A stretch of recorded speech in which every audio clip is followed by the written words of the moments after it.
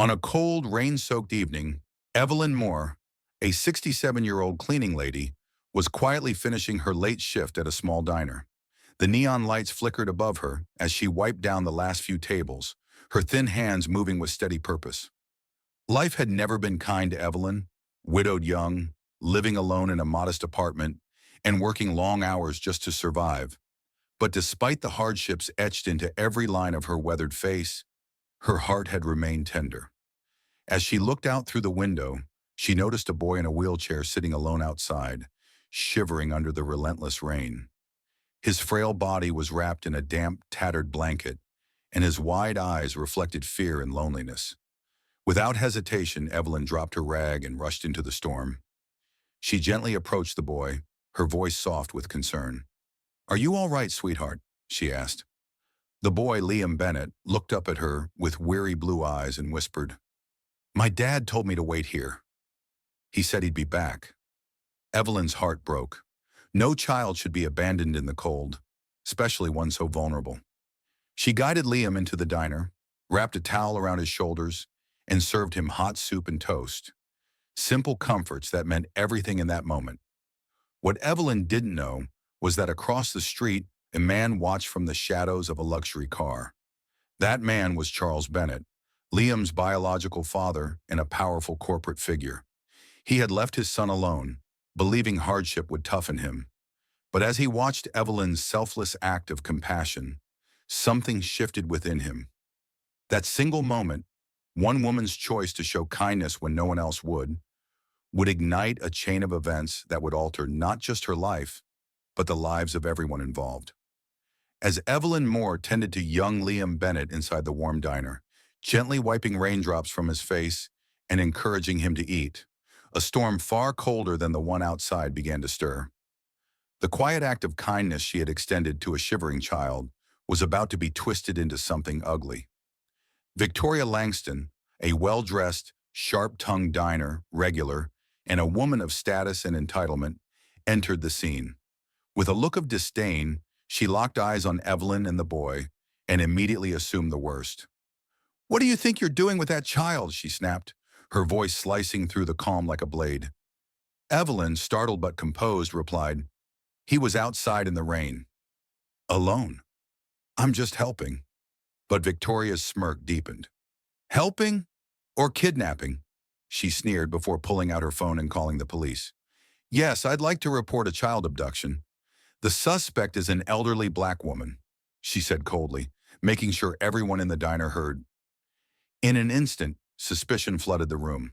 A few customers stopped sipping their coffee and began whispering. The warmth that Evelyn had created for Liam was swallowed by icy judgment. She stood frozen, the weight of the moment heavy on her thin shoulders. Her heart pounded, not out of guilt, but from the sting of being so quickly and cruelly misjudged. This wasn't just about Liam anymore. It was about who she was, what she looked like, and how society chose to see her.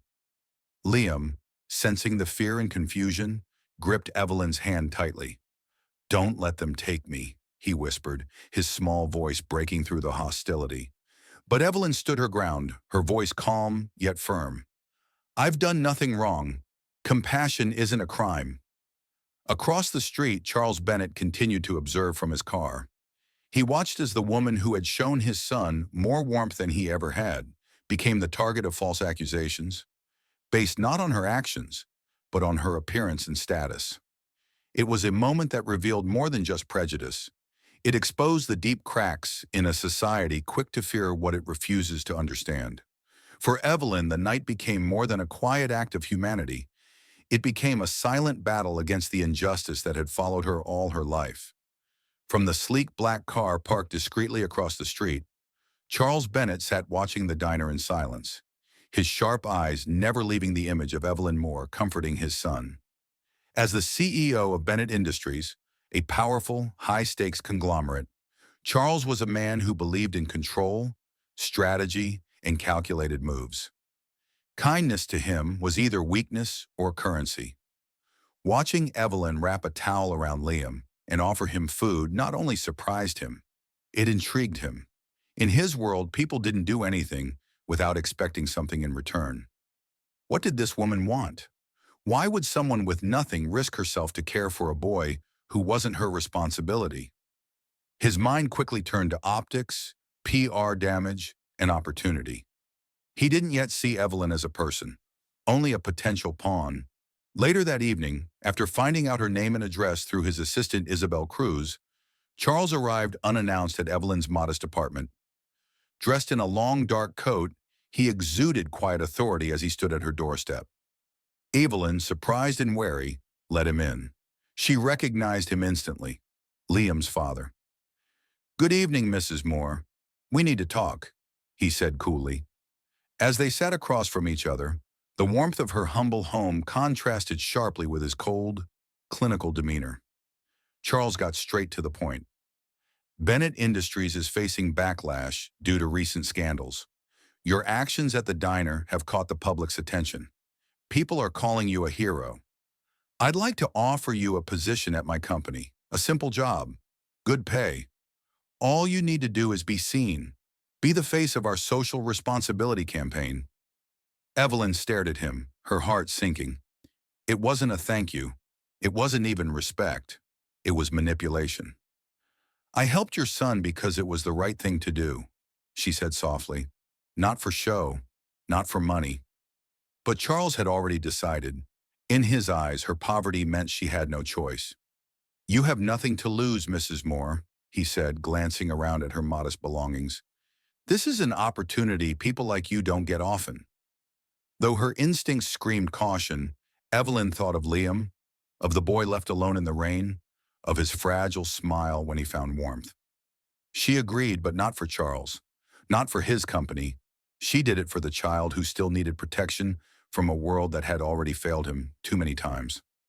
As Charles left her apartment, a faint smirk formed on his lips.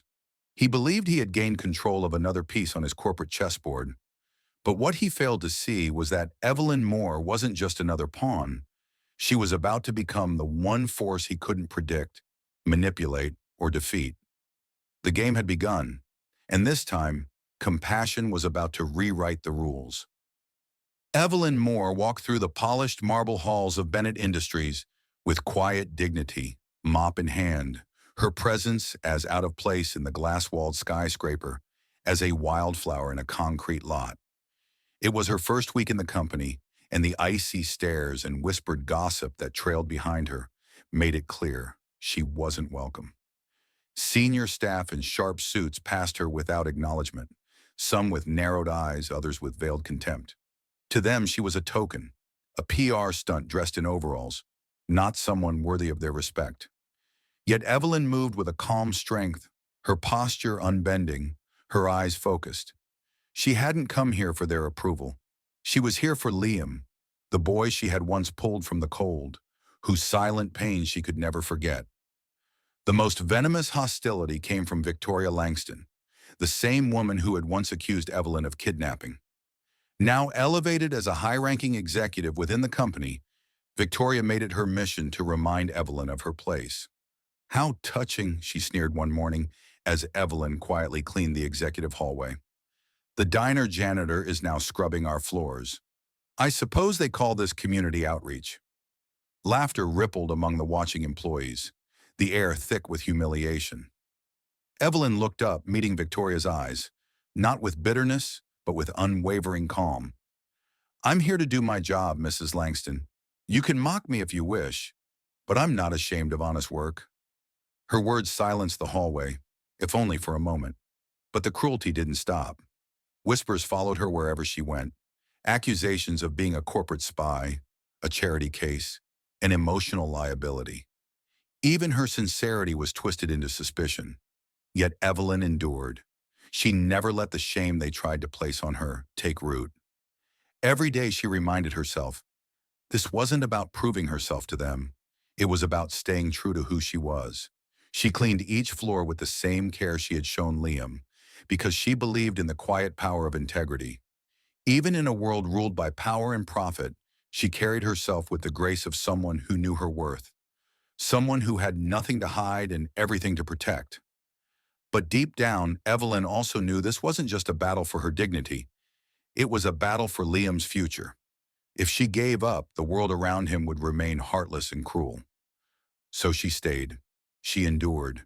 Because she believed that sometimes the smallest acts of resilience in the face of cruelty are what plant the seeds for real, lasting change. And though they saw her as a weak old woman with no voice, they had no idea that Evelyn Moore was about to become the conscience their corporation never saw coming.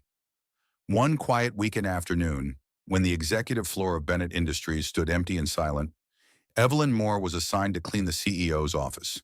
As she moved through the spacious room, carefully tending to the spotless surfaces, her eyes unintentionally caught a black folder left slightly open on Charles Bennett's desk. It was filled with financial reports and charts, nothing she fully understood, but one detail stood out: a downsizing plan affecting over 3,000 employees. Her heart sank. These weren't just numbers. They were families, lives, and futures. Evelyn knew what it meant to live paycheck to paycheck. She had seen firsthand how losing a job could destroy someone's stability. The idea that thousands of people would be discarded like broken tools in the name of efficiency filled her with a deep and burning unease. Later that evening, she overheard a conversation between Charles and his assistant, Isabel Cruz. "We'll begin the layoffs next Monday," Isabel stated coolly, "mostly from production and support staff. It'll boost investor confidence and push the stock value up." Charles's voice followed, calm and detached. "Good. They've served their purpose." Evelyn couldn't bear the coldness. These were people, not chess pieces. She stepped into Charles's office and, for the first time, challenged him directly. "Mr. Bennett," she said, her voice steady despite the tremor in her chest, "do you really believe cutting thousands of jobs for stock gains is the right thing to do?" Charles turned, surprised by her presence but still composed. "Mrs. Moore, this is a business decision. It's not personal." But Evelyn refused to accept that. "It's personal to every single person you're about to put out on the street. You may not know their names, but they will remember yours. You talk about strategy, but where's your humanity?" Her words hung heavy in the air, defying the cold steel of corporate indifference. For a moment, even Charles Bennett, the man who thought kindness was weakness, stood without reply. In that silence, Evelyn's voice carried a truth that no profit margin could bury. She wasn't just cleaning floors anymore. She was cleaning the dust off a conscience long left untouched. The boardroom of Bennett Industries had never felt heavier. Lined with sleek glass walls and filled with powerful executives, it was a place where decisions were made behind closed doors, often without a second thought for the lives affected beyond them. But today, something unusual broke the pattern. Evelyn Moore, a former cleaning lady with no title, no wealth, and no power, stepped into the room at Charles Bennett's invitation. The very people who had once looked through her now stared at her with thinly veiled confusion and contempt. What was she doing here? "I invited her," Charles said coolly, silencing the whispers. "Let's hear her out." Evelyn stood at the head of the table, her hands trembling slightly but her eyes clear with purpose. "I'm not here as an executive," she began. "I'm here on behalf of the thousands of workers who've been forgotten. People who've given their strength and loyalty to this company and now fear they're nothing more than a line in your expense reports." Her voice, though soft, carried a weight that demanded attention. "You speak of profits and market shares, but when did we start measuring value by how replaceable a person is?" Victoria Langston, arms crossed and lips curled, interrupted with a smirk. "With all due respect, Ms. Moore, what do you know about corporate survival?" Evelyn turned to her, unfazed. "I know what it's like to survive, to choose between food and rent, to be unseen, and I know that a company without compassion is just a machine that devours its own people." The room grew silent. One by one, the board members lowered their eyes, confronted by a truth they had long ignored. Charles, too, sat quietly, his mind spinning with the realization that this woman, once dismissed as insignificant, had voiced what no one else dared to say. Evelyn's words didn't come with spreadsheets or strategy memos, but they stirred something deeper. For the first time in that cold, powerful room, the workers had a voice, and it belonged to Evelyn Moore. The decision weighed on Evelyn Moore like a stone in her chest, but her mind was clear. The morning after her impassioned speech to the board of Bennett Industries, She quietly walked into Charles Bennett's office, her resignation letter held firmly in her calloused hand. The same hand that had once mopped floors now trembled, not from fear, but from the gravity of what she was about to leave behind. Charles looked up, a flicker of surprise breaking through his usually composed expression. "Mrs. Moore," he said, his voice softer than usual, "you don't have to do this. Your voice matters here." Evelyn placed the envelope on his desk with a gentle, decisive motion. "Mr. Bennett, I didn't come here to matter. I came here to help, and I've done what I can. But I can't keep working for a company where profit is more sacred than people." Charles sat in silence as her words sank in. He had built an empire on control, precision, and image. But Evelyn, this woman he once believed he could use as a symbol, had instead become a force that challenged everything he stood for. "You'll be taken care of," he offered quietly. "Severance, benefits, whatever you need." Evelyn shook her head. "I don't need anything from this place but peace and a clean conscience." Within hours, word of Evelyn Moore's resignation began to spread. At first, just whispers among employees who had come to respect her strength. But then the media picked it up. Headlines blared. "Former janitor resigns from Bennett Industries after speaking out against layoffs." Her story hit a nerve across the city. Evelyn became more than a woman who stood up to injustice.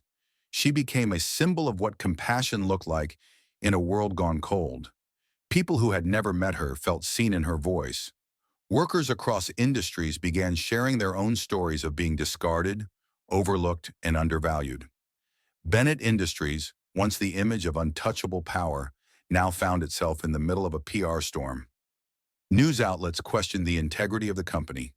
Comment sections overflowed with praise for Evelyn, calling her the conscience of the working class, a modern-day heroine, and the woman who reminded us all what matters. Former employees, laid-off staff, and struggling families shared how Evelyn's actions gave them the courage to speak up. Meanwhile, Evelyn returned to her quiet apartment. No spotlight, no press release, just peace. She had no idea what would come next, but for the first time in years, she felt free. Not just from a job, but from the silence that so often traps people like her. She had stood up, she had been heard, and now a city was listening. Evelyn Moore, once overlooked and underestimated, had become a name spoken with reverence and hope, not because she chased power, but because she walked away from it with dignity, leaving behind a spark that would ignite something far greater. Just days after her quiet resignation from Bennett Industries, Evelyn Moore received an unexpected phone call that would change the course of her life once again. The voice on the other end was calm, respectful, and deliberate. "Good afternoon, Mrs. Moore. This is Samuel Ellis, CEO of Orion Group. I hope I'm not disturbing you." Evelyn was taken aback. She had heard of Ellis, a forward-thinking leader known for his commitment to ethical business and community investment. "I've been following your story," he continued, "and I believe the courage you've shown is exactly what our city and our company needs right now." Samuel offered Evelyn a role she never imagined she'd be considered for: to lead a new social impact program aimed at protecting low-income workers, advocating for fair treatment, and rebuilding lives that corporations like Bennett Industries had shattered. More than that, he wanted the initiative to bear her name. "We're calling it the Carter Community Foundation," he said, honoring her late husband's name and her lifelong legacy of quiet service. Though overwhelmed, Evelyn accepted, not out of ambition, but out of purpose. Within weeks, the foundation launched in a repurposed factory building in the heart of the city. What had once symbolized industrial decline was now alive with hope. The Carter Community Foundation quickly became a hub for change, offering vocational training, educational support, mental health counseling, and emergency assistance to struggling families. People flocked to it not just for services, but for what it represented: a place where dignity was restored, where compassion wasn't a slogan, but a daily practice. Evelyn, though humbled by the spotlight, led with grace. She remained the first to arrive and the last to leave, often sitting with visitors one-on-one, listening to their stories with the same warmth she had once shown Liam in the diner. This wasn't just a program, it was a movement, And Evelyn Moore had become its heart, a living reminder that real change doesn't begin in boardrooms, but in moments of courage, kindness, and the willingness to stand up for those without a voice. The impact of Evelyn Moore's actions rippled far beyond the walls of the Carter Community Foundation. What began as a single act of kindness in a rain-soaked diner had transformed into a movement that swept through the city with powerful momentum. Her unwavering stance against greed, her public resignation from Bennett Industries, and her partnership with Orion Group quickly made headlines, not just as a human interest story, but as a symbol of a deeper shift. For the first time in years, public discourse began to center not on profit margins, but on people. Articles poured in, praising Evelyn as the moral compass the corporate world desperately needed. Social media exploded with support, with hashtags like Honored, Be Like Evelyn, and Compassion First trending across platforms. Workers in other companies began to speak out against unfair practices, drawing strength from her courage. Families who had once been silent victims of layoffs, mistreatment, and systemic neglect now felt seen, heard, and empowered. The Carter Community Foundation became more than a charity. It became a haven, a place where struggling individuals found opportunity, children found hope, and workers found their voice. As businesses across the city watched Orion Group thrive while championing ethics and humanity, the pressure mounted on corporations like Bennett Industries to rethink their values. Even those who once dismissed Evelyn began to reflect. Her story reminded them that one person, armed with nothing but compassion and conviction, could ignite real and lasting change. Evelyn hadn't set out to start a revolution, but her kindness had become contagious, inspiring a city to rediscover the simple truth that people matter more than profit.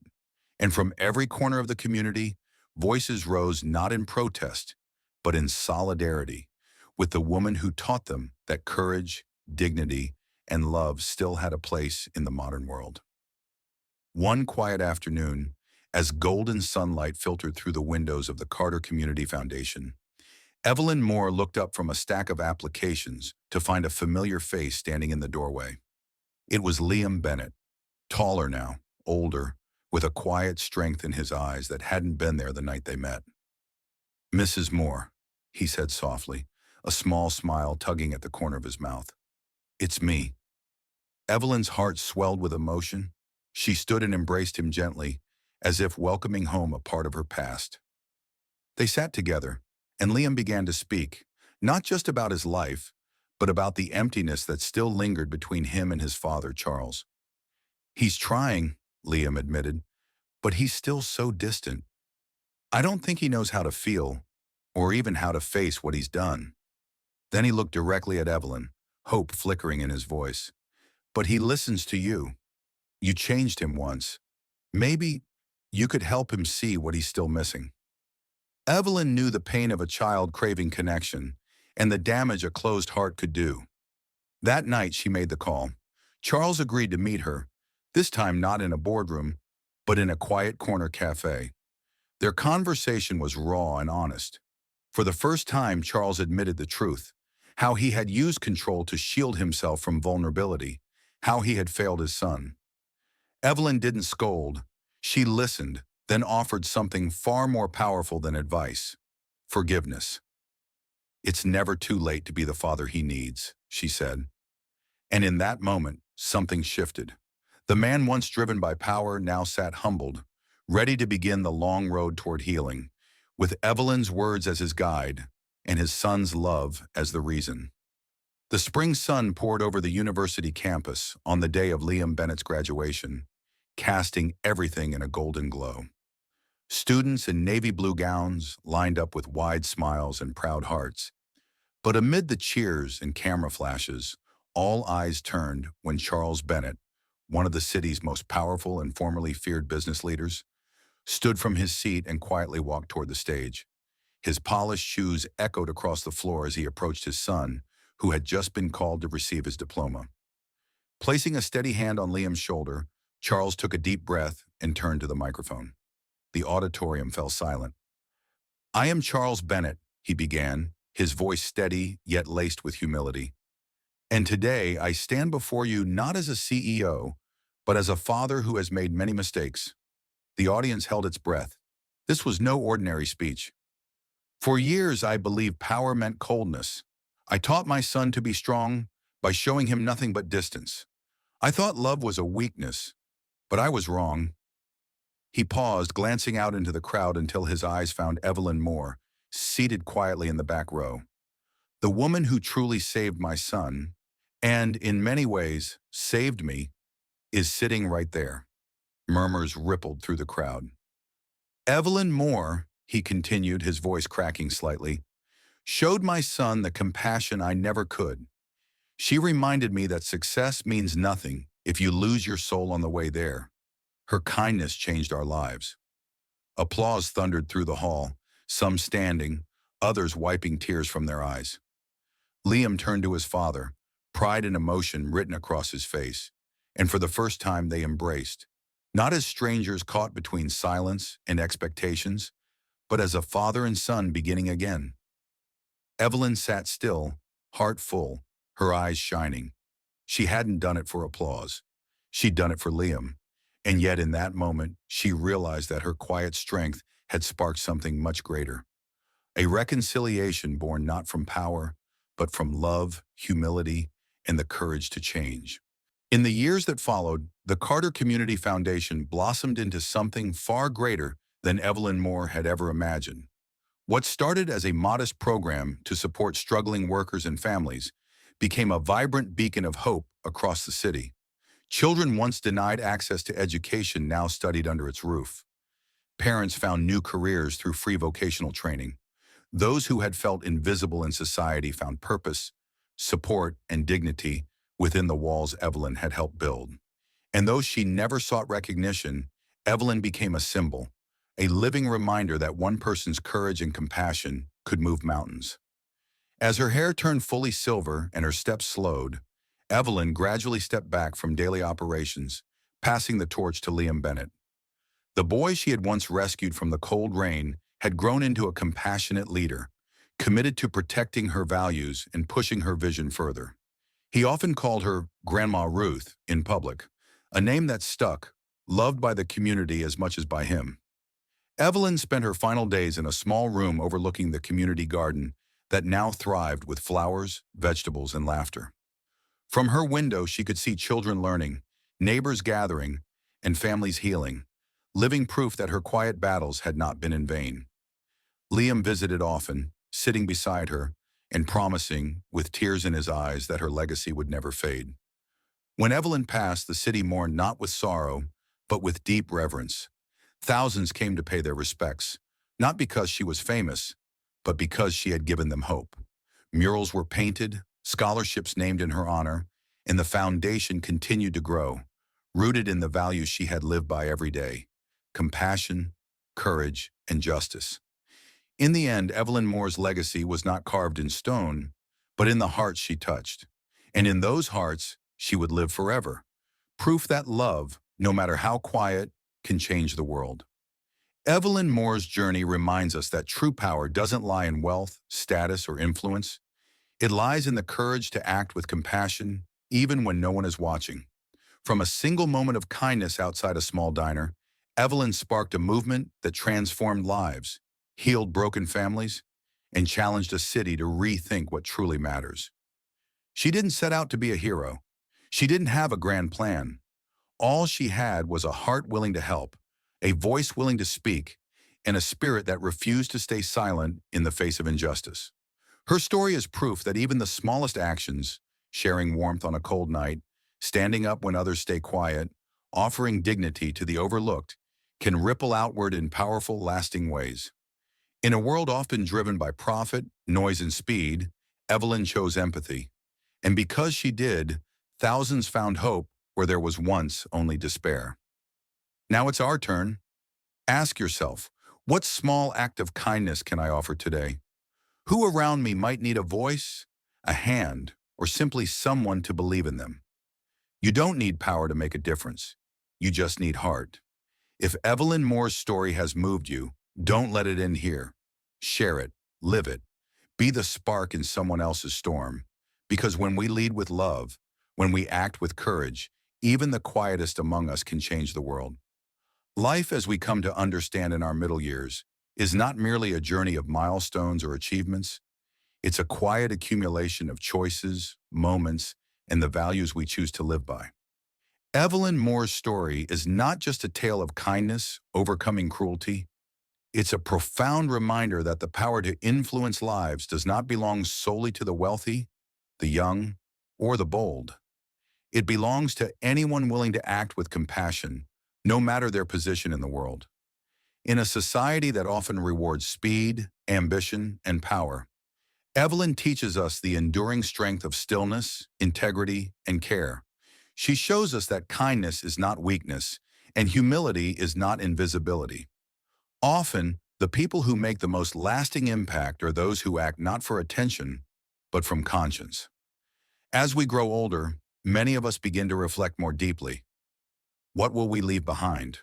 What will truly matter in the end? The legacy Evelyn left wasn't measured in titles or wealth, but in lives touched, hearts softened, and values defended. Her courage to stand up against injustice, her ability to speak uncomfortable truths with grace, and her unwavering belief in human dignity remind us that life's greatest work may not come with recognition, but it can ripple through generations. For those in their 40s, 50s, or beyond, Evelyn's story offers both comfort and challenge. It's never too late to live with purpose, never too late to speak out, and never too late to become the person you always hoped you'd be. Even a quiet life can be a powerful one when it's rooted in love, truth, and the willingness to act when it matters most. That is the kind of legacy worth building.